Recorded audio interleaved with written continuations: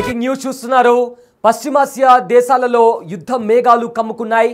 అయితే Israel Iran పైన డ్రోన్లతో అదేవిధంగా మిసైల్స్తో దాడికి దిగింది. దీని తర్వాత అక్కడ ఇరాన్కి సంబంధించి కూడా చాలా పెద్ద మొత్తంలో కూడా నష్టం వాటిల్లింది. ఇరాన్కి సంబంధించిన చాలామంది కీలక నేతలు కూడా అందులో చనిపోయినట్లు ఇరాన్ అధికారికంగా ధృవీకరించింది. అయితే దాని తర్వాత కూడా ఇరాన్ అయితే అధికారికంగా ప్రకటించింది రక్తానికి రక్తంతోనే సమాధానం ఇస్తామంటూ కూడా ఇప్పటికే ఇరాన్ ట్వీట్ చేసింది. అయితే ట్వీట్ చేసిన తర్వాత కూడా ఇరాన్ తన మిలిటరీని కూడా అలర్ట్ చేసింది. ఈ నేపథ్యంలో ఇజ్రాయెల్ వైపుకి కొన్ని వందల డ్రోన్లతో దాడి చేస్తూ కూడా ఇజ్రాయెల్ పైన ఇరాన్ విరుచుకుపడుతుంది. అయితే ముందు ఏదైతే ఈ దాడి ఉందో మేము ఇనిషియేట్ చేయలేదు, ముందుగా ఇజ్రాయెల్ దాడి చేసింది. సో ఖచ్చితంగా రక్తానికి రక్తంతోనే జవాబిస్తామంటూ కూడా ఇరాన్ చెప్పుకొస్తుంది. చెప్పినట్లుగానే ఇజ్రాయెల్ పైన డ్రోన్ బాంబులతో ఇరాన్ దాడికి దిగుతుంది. బిగ్ టీవీ స్క్రీన్ పైన ఒక ఫ్రేమ్లో మీరు చూస్తున్నారు ఏ రకంగా దాడులు జరుగుతున్నాయో కూడా. ఆ బిగ్ టీవీ స్క్రీన్ పైన దానికి సంబంధించిన విజువల్స్ కూడా మనము ఆ బిగ్ టీవీ స్క్రీన్ పైన కూడా చూస్తున్నాము. అండ్ ఆల్సో మరో ఫ్రేమ్లో ఇజ్రాయెల్ దాడుల్లో చనిపోయిన ఇరాన్ ముఖ్య నేతలు ఎవరైతే ఉన్నారో వాళ్ళ ఫొటోస్ని కూడా చూస్తున్నాము. అయితే ఈ దాడి తర్వాత ఇరాన్ ఇంకా ఇజ్రాయెల్ మధ్య యుద్ధ వాతావరణం కనిపిస్తుంది. ఏ క్షణం ఏం జరుగుతుందా అనే పరిస్థితి కనిపిస్తుంది. సో మొత్తం మీద దీనికి సంబంధించి కూడా అమెరికా కూడా ఇప్పటి వరకు ఈ అటాక్కి సంబంధించి మాకు ఎలాంటి సమాచారం లేదు, దీంట్లో మేము ఇన్వాల్వ్ అయ్యి లేము, ఇజ్రాయెల్ దాడి చేస్తుందని మాకు తెలియదు అంటూ కూడా అమెరికా చెప్తూ వస్తుంది. కానీ ఒక వారం కిందట అమెరికా అధ్యక్షుడు డొనాల్డ్ ట్రంప్తో ఇజ్రాయెల్ అధ్యక్షుడు నెతన్యాహు కలిశారు. వీళ్ళిద్దరి మధ్య సుదీర్ఘంగా చర్చలు జరిగాయి. ఆ తర్వాత కూడా వీళ్ళిద్దరూ 40 నిమిషాల పాటు రీసెంట్గా కూడా వీళ్ళిద్దరి మధ్య 40 నిమిషాల పాటు ఫోన్ సంభాషణ జరిగింది. ఈ సంభాషణలో అమెరికా అదేవిధంగా ఇరాన్పై తీసుకుంటున్న విధి విధానాల గురించి కూడా వీళ్ళిద్దరు చర్చించుకున్నారు. ఆ తర్వాత ఇజ్రాయెల్ అది జరిగిన ఒక 2 రోజుల తర్వాతనే ఇజ్రాయెల్ ఇరాన్ పైన మెరుపు దాడులు చేసింది. ఇరాన్లో ఉన్న అణు స్థావరాలపైన దాడి చేసింది ఇజ్రాయెల్. సో దాని తర్వాత ఇజ్రాయెల్ చేసిన ఈ దాడికి గాను ఇరాన్ కూడా స్పందించింది.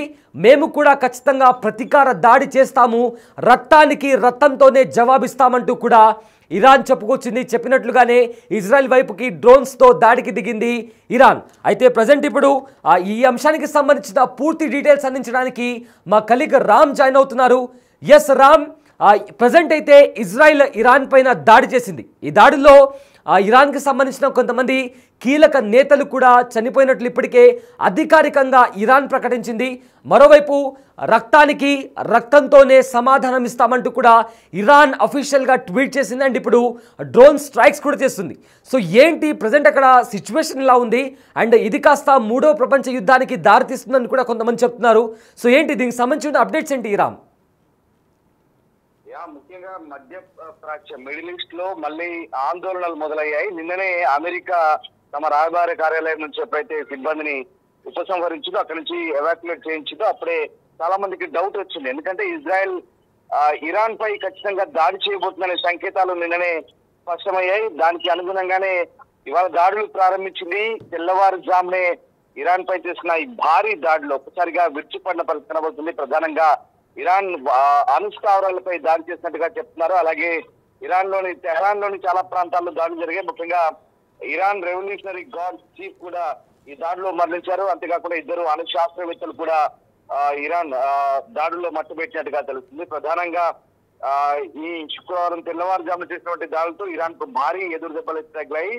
ఆ దేశ మిలిటరీ చీఫ్ డిఫెన్స్ స్టాఫ్ కూడా మహమ్మద్ బాగేరి కూడా ఈ దాడిలో మృతి చెందినట్టుగా ఇరాన్ చెందిన వార్తా సంస్థలు చెప్తున్నాయి. ఇక ప్రధానంగా ఇజ్రాయెల్ దాడిలో ఇప్పటికే 2 అణు శాస్త్రవేత్తలు కూడా మరణించారు. వీటితో పాటు సైన్యంలోని సీనియర్ జనరల్స్ కూడా అనేక మంది ప్రాణాలు కోల్పోయినట్టుగా చెప్తున్న పరిస్థితి కనబడుతుంది. IRGC chief revolutionary guard chief Hussein Salami కూడా ప్రాణాలు కోల్పోయినట్టుగా సమాచారం అందుతోంది.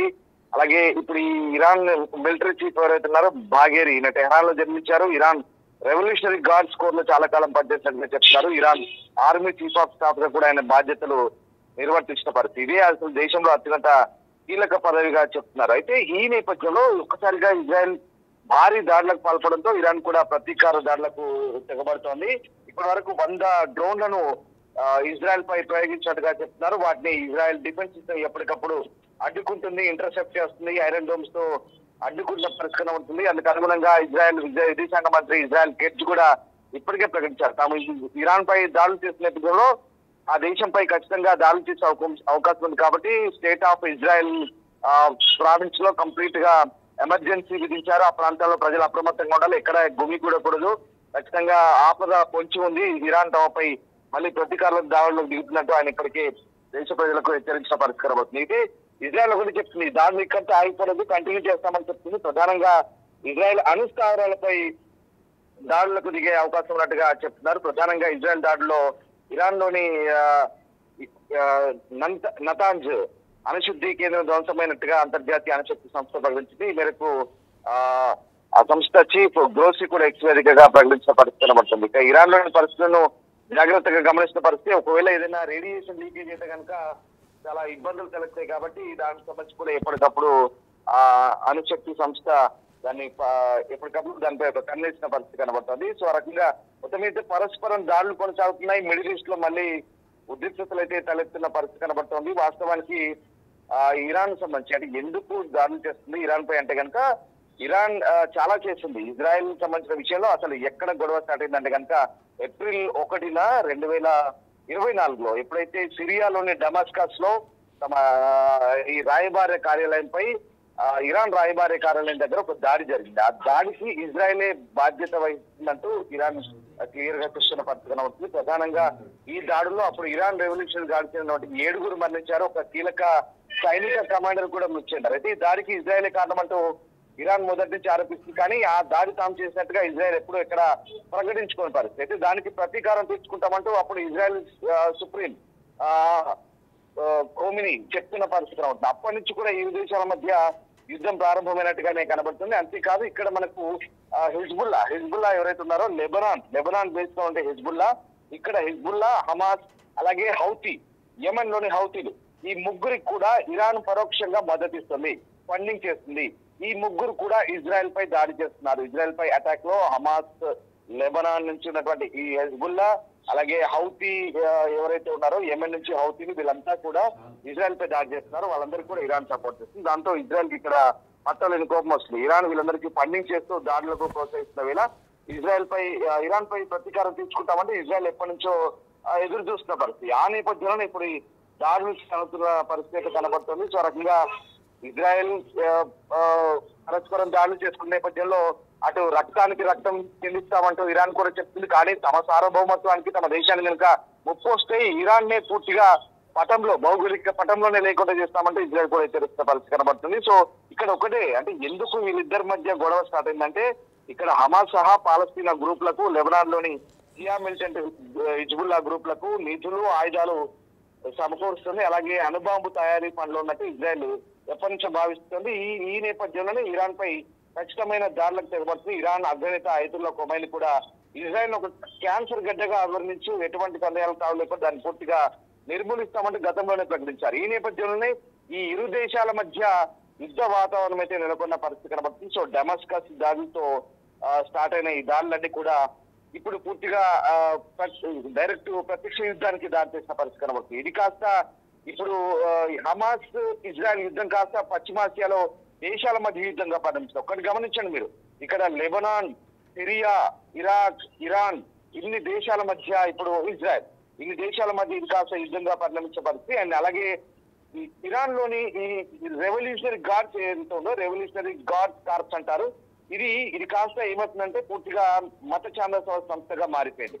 ఇస్లామిక్ రాడికల్ యూనిట్ గా తయారైపోయి కంప్లీట్ గా అక్కడ ఖోమెనీ కనుసండలో నడుస్తూ కంప్లీట్ గా కొన్ని పశ్చిమ దేశాలపై దాడులకు తెగబడుతున్న పరిస్థితి కనబడుతుంది.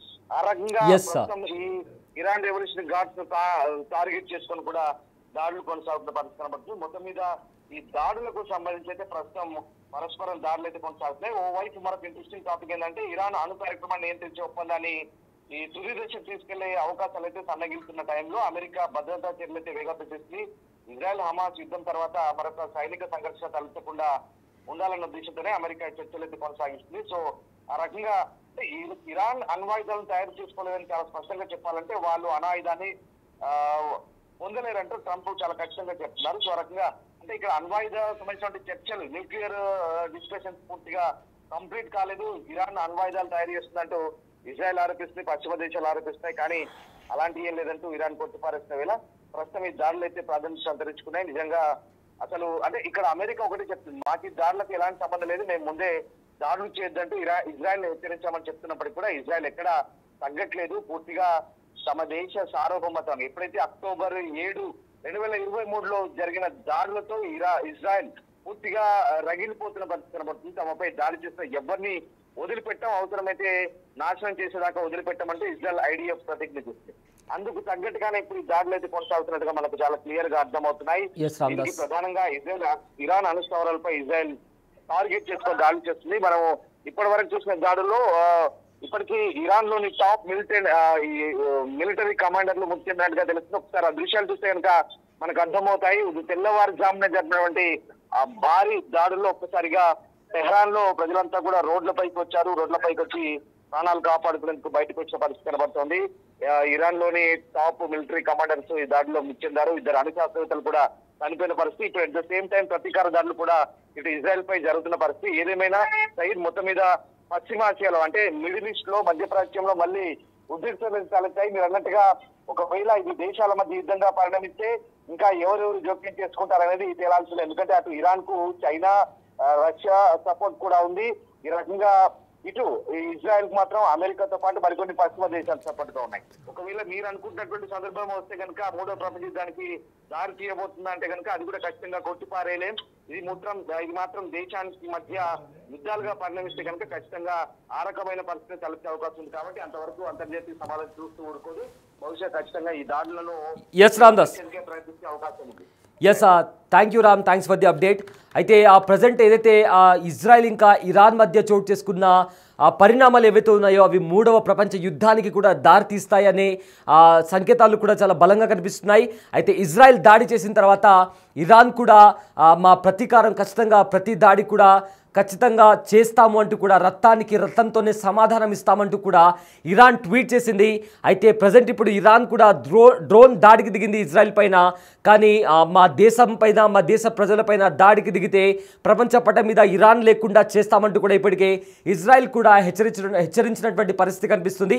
సో మొత్తం మీద ఇక ఇది మరో కొత్త యుద్ధానికి దారితీస్తుందా అనే ప్రశ్నలు కూడా ఇప్పుడు రైజ్ అవుతున్నాయి. సో ఫర్దర్గా ఏం జరుగుతుందా అంటూ కూడా దేశ ప్రజలందరూ కూడా అటు ఇరాన్ ఇటు ఇజ్రాయెల్లోని ప్రజలందరూ కూడా భయంతో బిక్కుబిక్కుమంటూ కూడా బతుకుతున్నారు.